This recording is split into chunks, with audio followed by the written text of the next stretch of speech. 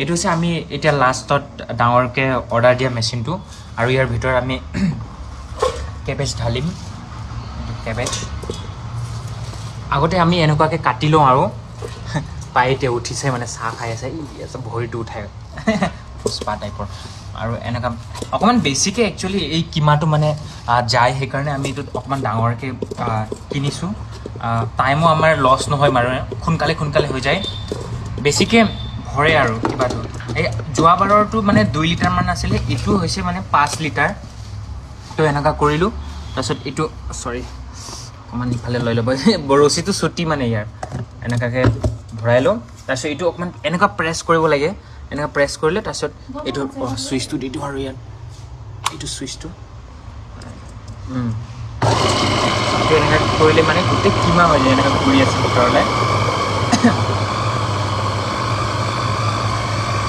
একেবাৰতে নহয় এইটো মানে এনেকুৱা ওলাই কিনে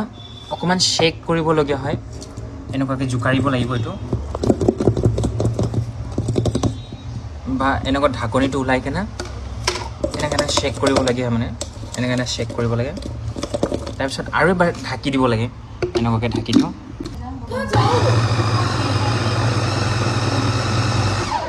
এইবাৰ কিন্তু হৈ গ'ল আৰু দেই আৰু এইটো ওলাব লাগিব কিমাটো কেনেকুৱা হৈছে চাওঁ এনেকুৱা এইটো এনেকুৱাকৈ ওলাই দিম তাৰপিছত এনেকুৱাকৈ আমি কিমাটো বনাওঁ মানে আৰু এবাৰ এনেকৈ ঘূৰাব লাগিব একদম এনেকুৱা মানে 10-11 কেজি মানে ইয়াত আমি 10-12 মান ঘূৰালে মানে 12 বাৰমান ঘূৰালে চব হৈ যায় মানে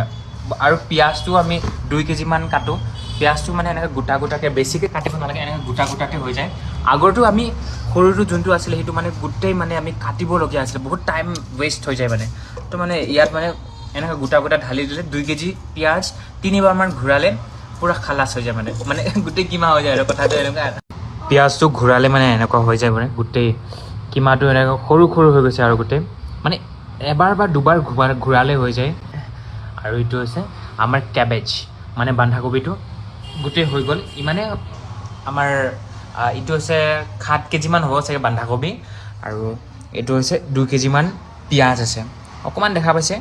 আৰু ঘূৰালে মানে অকণমানে দেখে মানে এনেকুৱাই আৰু